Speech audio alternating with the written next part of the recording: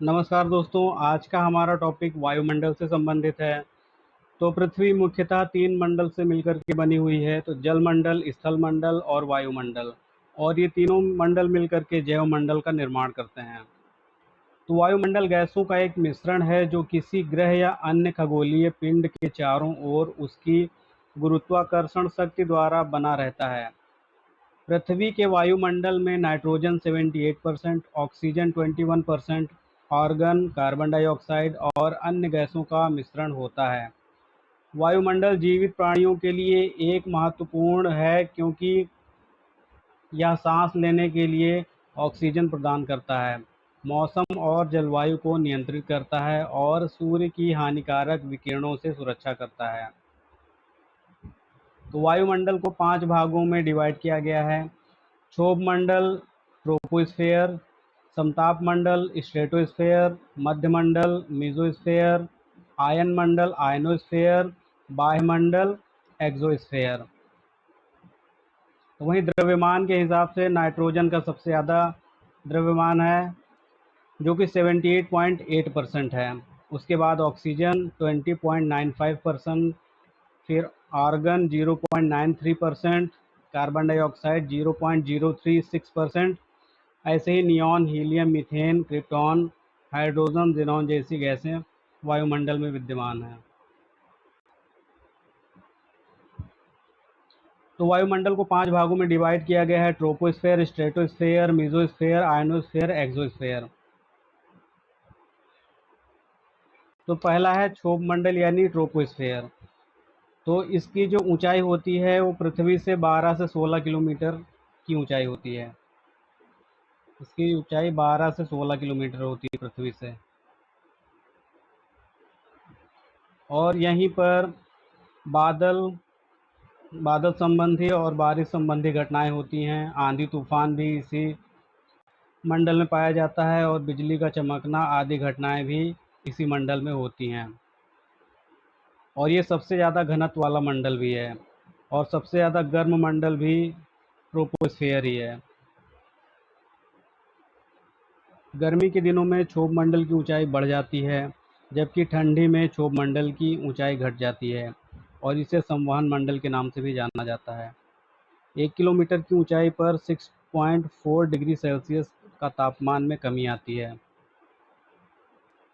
अगला हमारा मंडल है समताप मंडल, और इसकी जो ऊंचाई है वो लगभग 50 मीटर है। पृथ्वी से 50 मीटर की ऊंचाई पर है ये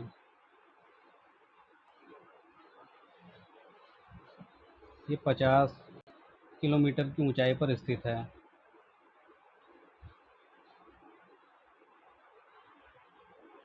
और इसकी खास बात यह है कि यहाँ पर मौसम संबंधी कोई भी घटनाएं नहीं घटित होती हैं, जिसके कारण यहाँ पर वायुयान सुचारू रूप से उड़ते हैं। और यहीं पर ओजोन परत पाई जाती है। ये ओजोन परत है, ओजोन परत यहीं पर पाई जाती है, जो कि 15 से 35 किलोमीटर की ऊंचाई पर स्थित होती है। और ओजोन परत का क्षय अगर देखा जाए तो पृथ्वी से निकलने वाली यानी फ्रिज और एसी से निकलने वाली क्लोरोफ्लोरोकार्बन है, जो कि इस ओजोन परत में छिद्र कर रही है, जिससे होता क्या है कि सूर्य से आने वाली पराबैंगनी किरणें धरती के अंदर आने लगती हैं, जिससे कैंसर, मोतियाबिंद और त्वचा संबंधी रोग रोग फैलने का खतरा बढ़ जाता है।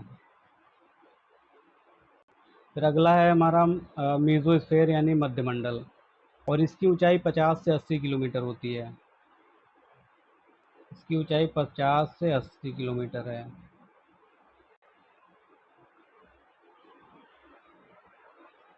और इसकी खास बात यह है कि यहाँ का तापमान -100 डिग्री सेल्सियस होता है। तापमान -100 डिग्री सेल्सियस होता है। और यहाँ पर उल्कापिंड संबंधी घटनाएं होती हैं, यानी कि उल्कापिंड आकाश से आने वाला जो पिंड है वो मध्यमंडल यानी मीजोस्फेयर में ही खत्म हो जाता है वायु के घर्षण के कारण। इस तरह से ये एक तरह से सुरक्षा कवच का कार्य करता है मीजोस्फेयर हमारे पृथ्वी के लिए। फिर अगला हमारा मंडल है आयन मंडल, और इसकी जो ऊंचाई है वो 80 से 640 किलोमीटर 80 से 640 किलोमीटर की इसकी ऊंचाई है। और यहाँ पर विद्युत आवेशित गुण पाए जाते हैं। आयनोस्फीयर में विद्युत आवेशित गुण पाए जाते हैं और यहाँ रेडियो तरंगें धरती से निकलकर आयन मंडल से परावर्तित होकर वापस लौटती हैं, जिसके फलस्वरूप रेडियो, टेलीविज़न, टेलीफोन और रडार जैसी सुविधा पृथ्वी को मिल पाती है। यानी यहाँ से निकलती हैं और आयन मंडल से परावर्तित होकर के वापस पृथ्वी पर आती हैं, जिसके फलस्वरूप रेडियो, टेलीविज़न और रडार जैसी सुविधा धरती को आसान सुचारू रूप से मिल पाती है। और सैटेलाइट भी इसी मंडल में पाए जाते हैं। जितने भी उपग्रह या सैटेलाइट छोड़े जाते हैं वो आयन मंडल में ही पाए जाते हैं। अगला हमारा मंडल है लास्ट, बाह्यमंडल। इसकी जो ऊंचाई होती है वो 640 किलोमीटर के ऊपर 640 किलोमीटर के ऊपर की ऊंचाई बाह्यमंडल यानी एक्सोस्फीयर के अंतर्गत आती है। और इसकी खास बात यह है कि यहाँ पर हल्की गैसें पाई जाती हैं, जैसे हाइड्रोजन और हीलियम जैसी हल्की गैसें यहाँ पर पाई जाती हैं। और भारी गैसें अगर पूछा जाएगा तो ट्रोपोस्फीयर में पाई जाती है, यानी क्षोभ मंडल में। भारी गैसें जैसे ऑक्सीजन और कार्बन डाइऑक्साइड जैसी गैसें, भारी गैसें क्षोभ मंडल में यानी ट्रोपोस्फीयर में पाई जाती हैं, जबकि हल्की गैसें एक्सोस्फीयर यानी वायुमंडल में पाई जाती हैं। और उपग्रह, एक पॉइंट है, उपग्रह भी वायुमंडल यानी एक्सोस्फीयर में ही छोड़े जाते हैं ज़्यादातर। और एक मोस्ट इम्पॉर्टेंट पॉइंट है कि वायु यानी कि एयर का 99% जो भाग है, 99% जो एयर है वो 32 किलोमीटर के अंदर ही पाई जाती है। यानी वायु धरती से 32 किलोमीटर ऊंचाई वाली परिधि में ही वायु जो है 99% उसका भाग पाया जाता है। बाकी जो शेष 1% बच जाता है वो 1% शेष 32 किलोमीटर के ऊपर पाया जाता है।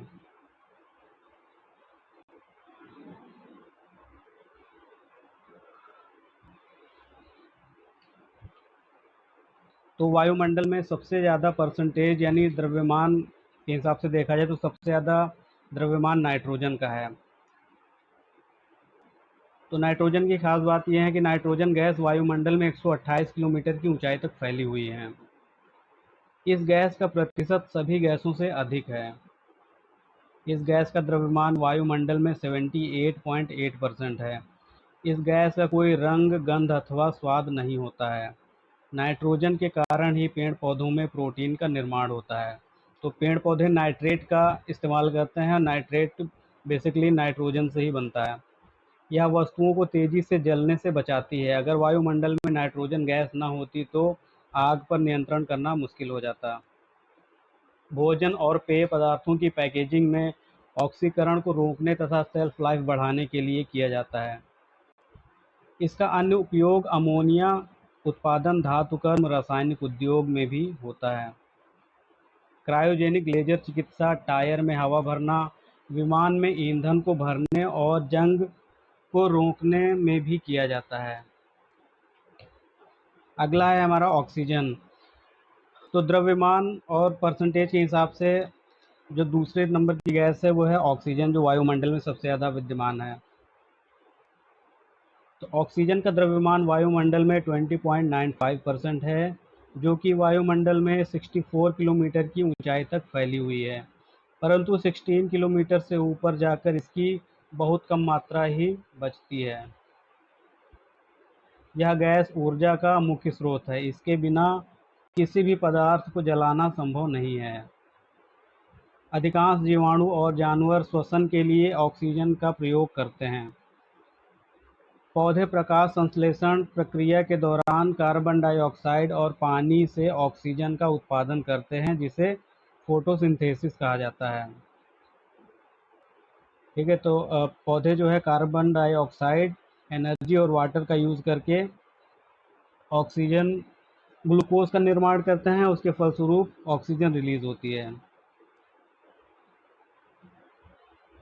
ऑक्सीजन दहन जलने की प्रक्रिया के लिए आवश्यक होती है। यह ऊर्जा उत्पादन के लिए उपयोगी होती है। ऑक्सीजन धातुओं के साथ प्रतिक्रिया कर जंग पैदा करती है, जिसे ऑक्सीडेशन कहा जाता है। ऑक्सीडेशन को हिंदी में ऑक्सीकरण भी कहा जाता है। वायुमंडल में ऑक्सीजन से ही ओजोन O3 का निर्माण होता है, जो हानिकारक पराबैंगनी किरणों से पृथ्वी को बचाती है। अगर वायुमंडल में ऑक्सीजन ज़्यादा हो जाए, यानी 21% से ज़्यादा हो जाए तो भी नुकसान है, और इससे कम हो तो भी नुकसान है। पर्यावरण में विभिन्न ऑर्गेनिक और इनऑर्गेनिक यौगिकों का अपघटन ऑक्सीजन के माध्यम से होता है। अगली जो इम्पोर्टेंट गैस है वो है कार्बन डाइऑक्साइड। इस गैस का द्रव्यमान वायुमंडल में 0.036% है। यह सबसे भारी गैस है और इस कारण यह सबसे निचली परत में मिलती है। यह वायुमंडल में 32 किलोमीटर की ऊंचाई तक फैली हुई है। सोडा, बियर और अन्य कार्बोनेटेड पदार्थ में कार्बन डाइऑक्साइड का उपयोग किया जाता है। सूखी बर्फ, ड्राई आइस का उपयोग ठंडा करने और खाद्य पदार्थों को ताज़ा रखने के लिए किया जाता है। CO2 का उपयोग आग बुझाने वाले उपकरणों में किया जाता है, क्योंकि यह ऑक्सीजन को विस्थापित कर आग को बुझाता है। CO2 का उपयोग अन्य रासायनिक प्रक्रियाओं में जैसे यूरिया उत्पादन में किया जाता है। ज्वालामुखी से प्राकृतिक रूप से CO2 उत्सर्जित होती है। सभी एरोबिक जीव जैसे कि मनुष्य और जानवर श्वसन के दौरान CO2 उत्पन्न करते हैं। मृत पौधों और जीवों के अपघटन से CO2 निकलती है। CO2 एक प्रमुख ग्रीन हाउस गैस है जो ग्लोबल वार्मिंग में योगदान करती है। यह पृथ्वी की सतह से निकलने वाली गर्मी को अवशोषित कर वायुमंडल में तापमान बढ़ाती है। CO2 समुद्र के पानी में घुलकर कार्बोनिक एसिड H2CO3 बनाती है, जिससे समुद्र का pH स्तर घटता है और अम्लीकरण होता है। यह समुद्री जीवों जैसे कोरल रीफ और सेलफिश के लिए हानिकारक होता है। तो CO2 सबसे भारी गैस है, इसलिए यह पृथ्वी की सबसे निचली सतह पर यानी क्षोभमंडल में पाई जाती है। यह सूर्य प्रकाश को अवशोषित करने के लिए जानी जाती है। यही कारण है कि इसे ग्रीन हाउस गैस की श्रेणी में रखा जाता है। पृथ्वी पर हो रहे ग्लोबल वार्मिंग के लिए सबसे ज़्यादा जिम्मेदार CO2 को ही माना जाता है। पौधे प्रकाश संश्लेषण के लिए CO2 का उपयोग करते हैं। Ozone gas. ओजोन परत पृथ्वी की सतह को सूर्य की हानिकारक पराबैंगनी किरणों UVB से बचाती है। यह त्वचा के कैंसर, मोतियाबिंद और प्रतिरक्षा प्रणाली के कमजोर होने जैसे स्वास्थ्य समस्याओं को रोकती है। क्लोरोफ्लोरोकार्बन, CFC और अन्य हानिकारक रसायन ओजोन परत को नष्ट करते हैं, जिससे ओजोन छिद्र का यानी ओजोन होल्स बनते हैं। तो CFC गैस बेसिकली फ्रिज और AC से निकलने वाली गैस होती है। ओजोन परत सूर्य के पराबैंगनी के विकिरण द्वारा ऑक्सीजन अणुओं के विघटन और पुनः संयोजन के माध्यम से बनती है। यह परत पृथ्वी की सतह से लगभग 10 से 15 किलोमीटर की ऊंचाई पर स्थित होती है। बिजली के तूफानों के दौरान बिजली की चमक ऑक्सीजन अणुओं को विभाजित कर ओजोन बनाती है। हर साल 16 सितंबर को वर्ल्ड ओजोन डे के रूप में मनाया जाता है। ओजोन गैस 3 ऑक्सीजन परमाणुओं से बनी एक अणु होती है। यह एक नीली गैस है जिसमें तीव्र गंध होती है। फिर है जलवाष्प। वायुमंडल में जलवाष्प का 90% भाग 8 किलोमीटर की ऊंचाई तक सीमित है, जबकि यह 90 किलोमीटर तक की ऊंचाई तक पाया जाता है। इसके संघनन होने के कारण ही बादल, वर्षा, कोहरा, ओस आदि का निर्माण होता है। जलवाष्प सूर्य ताप के कुछ भाग को अवशोषित करता है तथा धरती द्वारा विकिरित ऊष्मा को रोकता है, जिससे पृथ्वी ना अत्यधिक गर्म और ना ही अत्यधिक ठंडी होती है। यानी जलवाष्प जो है पृथ्वी के लिए एक कंबल की तरह कार्य करता है, जो कि सूर्य के प्रकाश को ना ही ज़्यादा अंदर आने देता है और धरती के ताप को ना ही वायुमंडल से ऊपर जाने देता है, जिसके कारण धरती का तापमान बना रहता है, ना ही कम और ना ही ज़्यादा हो पाता है। भारत सरकार ने वायुमंडल की देखभाल और पर्यावरण संरक्षण के लिए कई महत्वपूर्ण कदम उठाए हैं। इनमें से कुछ प्रमुख पहले निम्नलिखित हैं। राष्ट्रीय स्वच्छ वायु कार्यक्रम (NCAP). इस कार्यक्रम का उद्देश्य 2024 तक प्रमुख प्रदूषित शहरों में वायु गुणवत्ता में सुधार करना है। प्रदूषण नियंत्रण बोर्ड। केंद्रीय प्रदूषण नियंत्रण बोर्ड (CPCB) और राज्य प्रदूषण बोर्ड (CPCBS) विभिन्न मानकों का पालन सुनिश्चित करते हैं और प्रदूषण की निगरानी करते हैं। स्वच्छ भारत अभियान। इस पहल का उद्देश्य स्वच्छता में सुधार करना और कचरे के उचित निपटान को सुनिश्चित करना है, जिससे वायु प्रदूषण को कम किया जा सके। राष्ट्रीय हरित अधिकरण। यह एक विशेष न्यायाधिकरण है जो पर्यावरण संरक्षण और वनों के संरक्षण से जुड़े मामलों की सुनवाई करता है।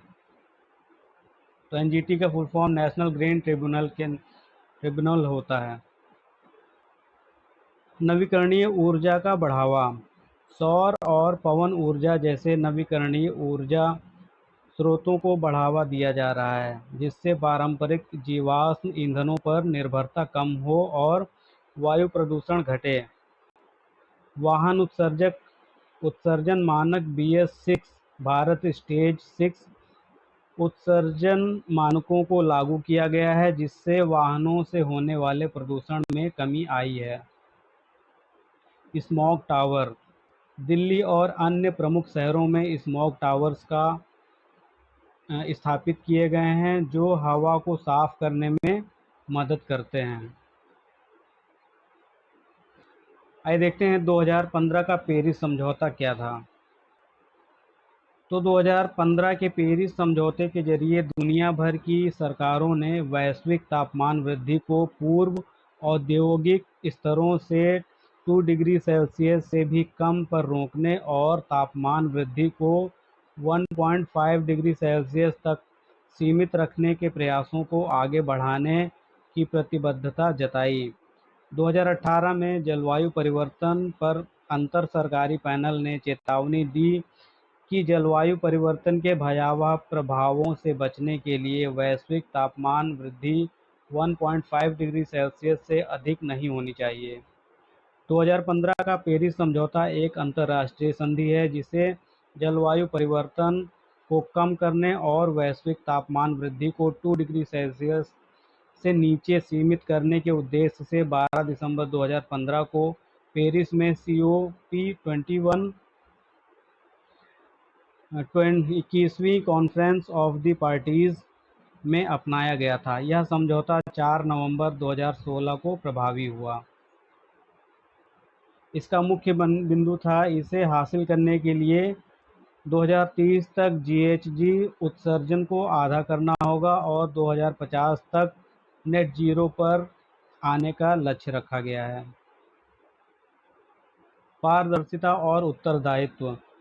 देशों को अपने प्रयासों की प्रगति की रिपोर्ट देने और पारदर्शिता बनाए रखने के लिए एक सख्त ढांचा बनाया गया है। ग्लोबल वार्मिंग का प्रभाव। यद्यपि विशेष मौसम घटनाओं को ग्लोबल वार्मिंग के साथ जोड़ना मुश्किल है, फिर भी विश्व के तापमान में वृद्धि, व्यापक परिवर्तन सहित बर्फ पीछे हटना, ग्लेशियल रिट्रीट, आर्कटिक श्रिंकेज और दुनिया भर में समुद्र के स्तर वृद्धि सी लेवल राइज हो सकती है तथा बाढ़ और सूखे यानी ड्रॉट को जन्म दे सकता है। मौसम की घटनाओं की आवृत्ति एवं तीव्रता में भी परिवर्तन हो सकते हैं, यानी एक्सट्रीम वेदर देखने को मिल सकता है। अन्य प्रभावों में कृषि पैदावार में कमी के अलावा व्यापार के नए मार्गों का जुड़ना, छोटी गर्मियां, प्रजातियों का खत्म यानी एक्सटिंक्शन, और रोगों के वेक्टर डिजीज में वृद्धि शामिल है। प्राकृतिक वातावरण, नेचुरल एनवायरनमेंट और मानव जीवन, ह्यूमन लाइफ पर कुछ असर कुछ हद तक ग्लोबल वार्मिंग की वजह माने जा रहे हैं। जलवायु परिवर्तन पर बैठे अंतर सरकार पैनल ने निष्कर्ष निकाला है कि 20वीं शताब्दी के मध्य से संसार के औसत तापमान में जो वृद्धि हुई है, उसका मुख्य कारण मनुष्य द्वारा निर्मित ग्रीन हाउस गैसें हैं। आइए देखते हैं वायुमंडल को शुद्ध करने के लिए कौन कौन से उपाय किए जा सकते हैं। तो सार्वजनिक परिवहन का अधिक से उपयोग करें, इलेक्ट्रिक या हाइब्रिड वाहनों का उपयोग करें, सौर ऊर्जा का प्रयोग अधिक करें, कोयला और पेट्रोलियम जैसे जीवाश्म ईंधनों का उपयोग कम करें। उपयोगों में प्रदूषण नियंत्रण उपकरणों का उपयोग करें। उद्योगों के लिए पर्यावरणीय मानकों का पालन करें। पेड़ लगाएं और जंगलों का संरक्षण करें। शहरी क्षेत्रों में हरियाली बढ़ाएं।